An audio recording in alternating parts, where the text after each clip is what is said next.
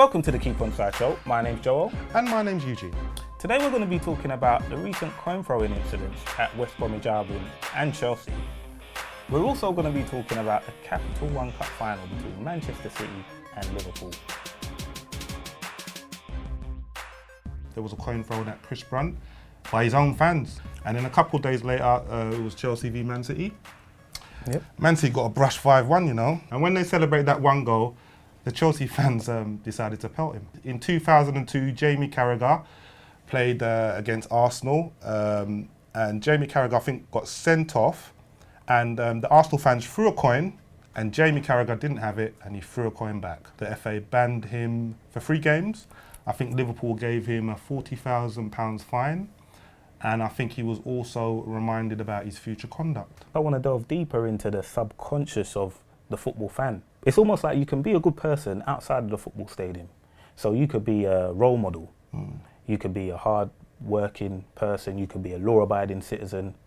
But then you go into a football stadium and all of a sudden you lose your mind for 90 minutes plus stoppage time. It's crazy. No, that's very true. I think it's almost drip-fed at times from media outlets, pundits alike. You know, they almost display an outrage when players in the tunnel have a warm embrace before a football match, when players in the tunnel greet each other before a football match, almost as if like that's displaying a lack of focus or a lack of professionalism. It's almost like they want them to walk out onto a battlefield as opposed to a football field. That's very true, John. I'd even take that even further back to even like 5-6-year-olds playing football. Yep. I remember being at a game with my son, and basically the parents were getting really irate on the sidelines, and really getting abusive. And I had to approach a parent one time, and as if to say, calm down a little bit, because from such a young age, it's there already. It's almost within our society. You go onto Wikipedia and you research any team, and on Wikipedia it will tell you who their rivals are. So it's really in our society that whoever you support, there's a team that you hate or you don't like. Why is it that we need to hate, or I need to abuse, or I need to insult someone to prove that I want to win? And why is that? And why is that? Even if you go to a rugby match, where they will punch you out in the game, but they sit together, don't they? Yeah, so it's not segregated. Wasps and Hull will sit together in the stadium. Yep. I've been to a rugby match. But why are football fans always segregated? How did you find the atmosphere? I found the atmosphere quite good. I found it quite jovial. Everyone got on. When the opposing team scored, how was the celebrations? Were celebrations sort of kept in because they were close together? No, not at all.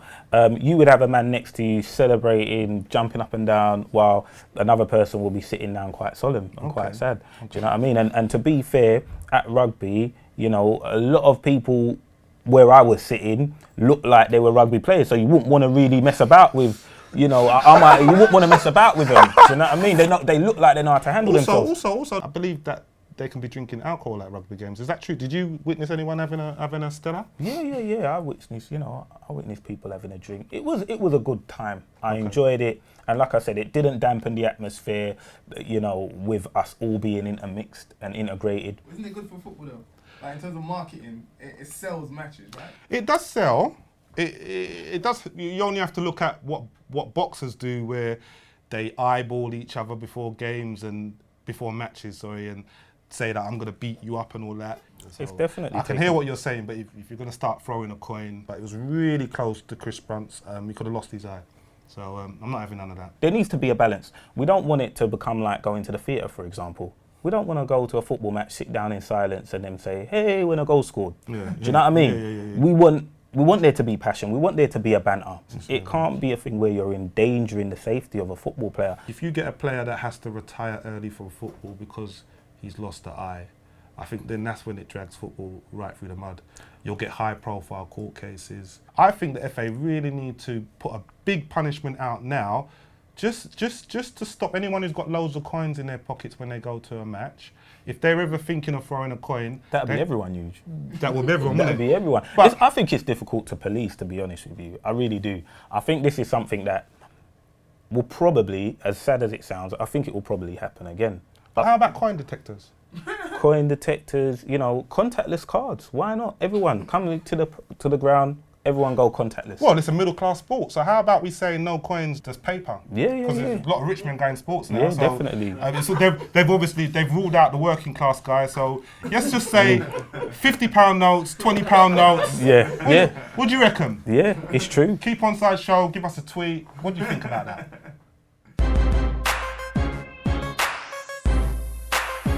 I just think Liverpool's got the edge.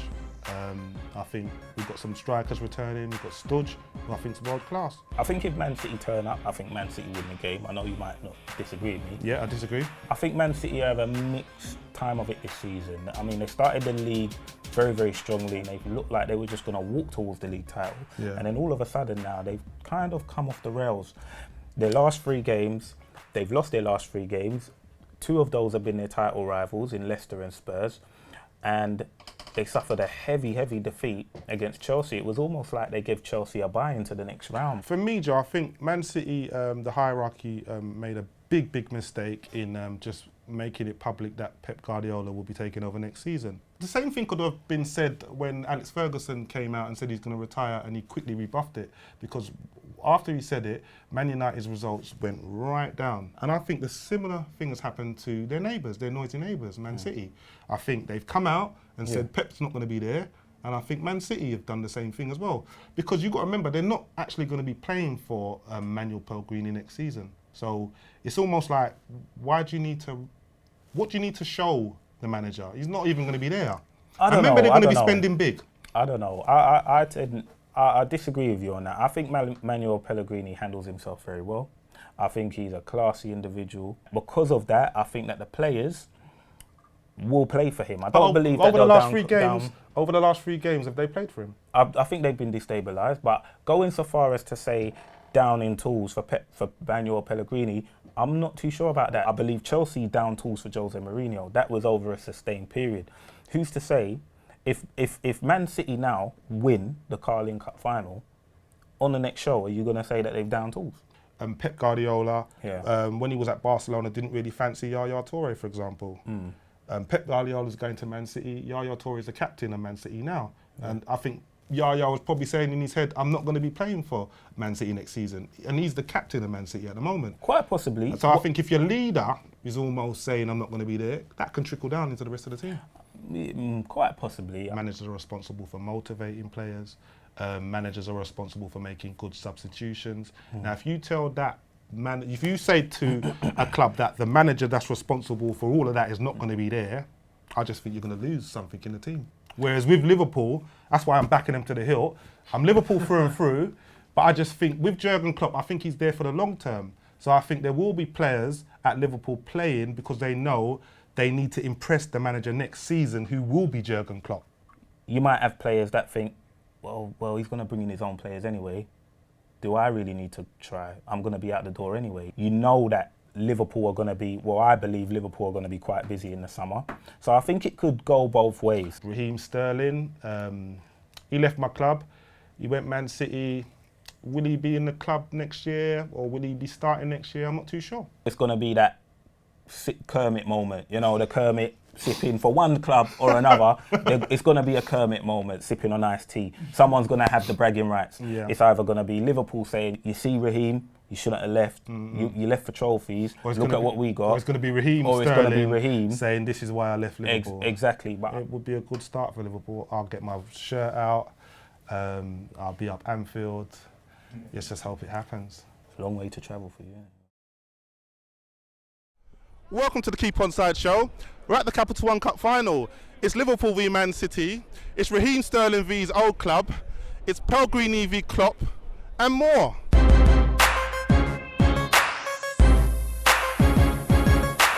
We just wanted to ask your views on Raheem Sterling's transfer from Liverpool to Man City. Well, at the end of the day, it's good riddance to him, you know what I mean? If he doesn't want to be there, then we don't need him, do we? He's a good player, but personally, he's not worth 50 million, so a very good bit of business. I think we have missed him, to tell the truth, you know, but he's gone to City, he's made his choices, so let him go. but he might be crying later. He said he's come to pick up a trophy. It'd be absolutely brilliant if we would then pick up the trophy, and I'd like to see Raheem Sterling's face. He thinks, and I think, he's come to a bigger and better club. He was obviously after Champions League football, which he wasn't going to get at Liverpool for some time. He's young, enthusiastic, but I also think now that he's got a lot to learn. He's only a young lad and there's lots of time yet. I think he'll be a good buy for us eventually.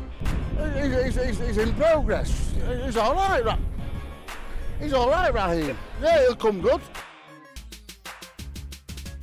In regards to Jurgen Klopp's arrival to Liverpool, what's your hopes for the future? We're going to win the Premier League, aren't we? It's going to happen. Absolutely fantastic appointment. I think he's going to hopefully take us to the next level. I feel as though he'll do a better job than Brendan Rodgers. I think you'll see a big change in the summer. Some of the players will be going out. The biggest thing I think he could do is attract big name players, where I think that certain managers like Brendan couldn't do it back in the past. In regards to the future under Pep Guardiola, what's your thoughts on that?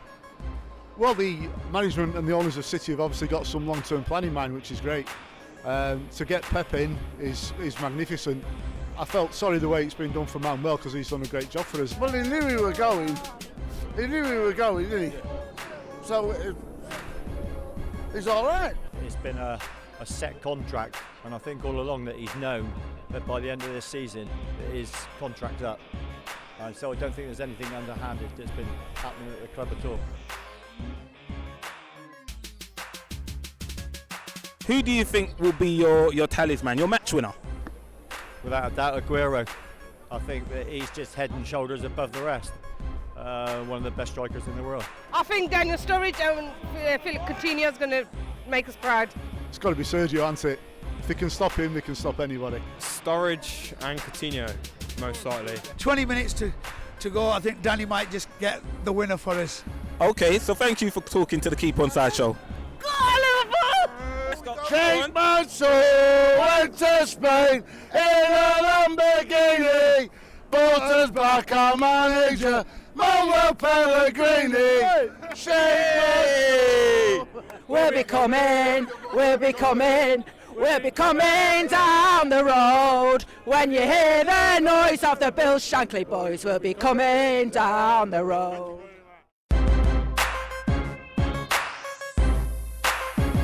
I'm edging towards Liverpool, I'll be honest with you. I think, like I said, I think if Man City do turn up though, I think Man City win. So if Man City turn up, I'd say 3-1 Man City. Oh shit, we're not friends. But if I'm going on recent form, 3-2 Liverpool. Well, for me, it's 3-1 to Liverpool.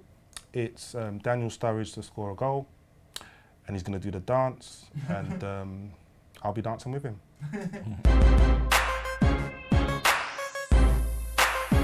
And this week, we challenged Kadell to do the Around the World. Let's find out if KADS can do it.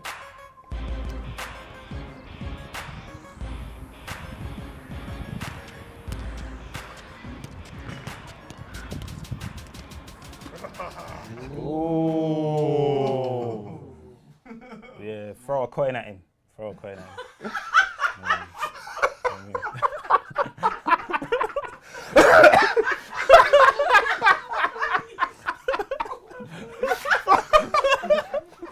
And last but not least, it's a very short show we do here, me and Joel. So if we say anything out of line and any fans from all walks of life take it personal, you can contact us at the Keep Onside Show, #KTG, and we will respond.